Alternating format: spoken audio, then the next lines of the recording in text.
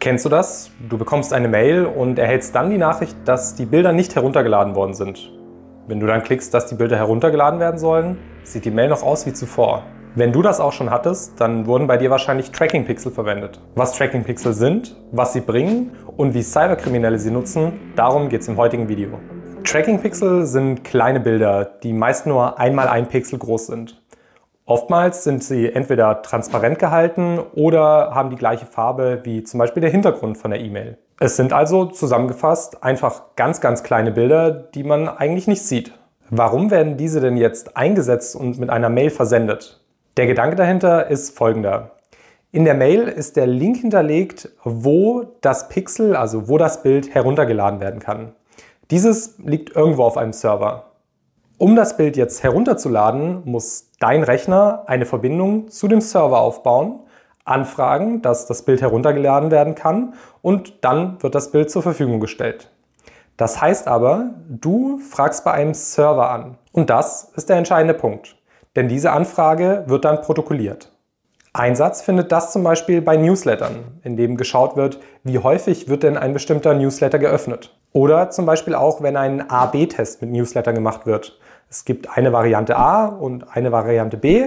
Diese werden zu den Nutzern geschickt und dann wird geschaut, welche wird denn häufiger geöffnet.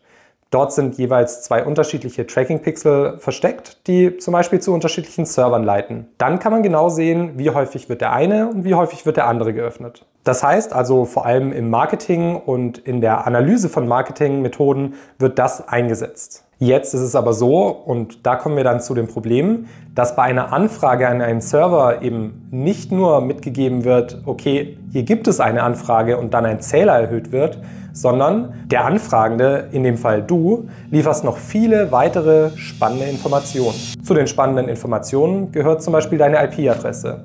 Oder auch, was für einen Browser und was für ein Betriebssystem du nutzt, was für eine Auflösung dein Bildschirm hat, wann die Mail geöffnet worden ist und weitere Informationen. Und aus dieser Reihe an Informationen kann man schon sehen, da bekommt man ganz schön viel über den Anfragenden heraus. Und damit sind wir auch schon bei dem Punkt, wie Cyberkriminelle das Tracking-Pixel verwenden können. Es ist zum Beispiel sehr spannend, wie eine E-Mail-Adresse mit einer bestimmten IP-Adresse zusammenhängt. Der Newsletter oder die Spam-E-Mail oder was auch immer wurde ja an eine bestimmte E-Mail-Adresse gesendet. Wenn über diese E-Mail-Adresse dann die Anfrage an den Server gestellt wird und die IP-Adresse mitgeliefert wird, dann hat man dazu die Verbindung. Mit den ganzen weiteren Informationen, die ich vorher genannt habe, die dann auch noch mitkommen, kann man sich schon ein relativ gutes Bild von einem potenziellen Opfer erstellen.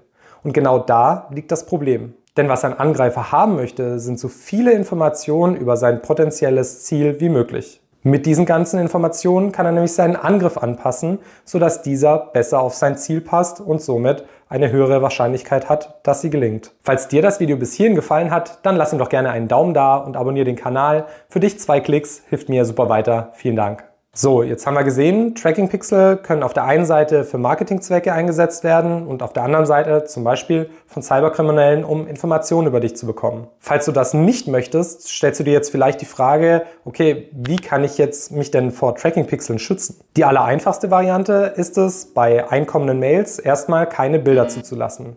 Bei den meisten E-Mail-Programmen gibt es eine Einstellung, durch die man standardmäßig den Download von Bildern verhindern kann. Dann bekommt man in der Regel die Frage, ob man die Bilder downloaden möchte und das sollte man dann nur bei vertrauenswürdigen Mails tun.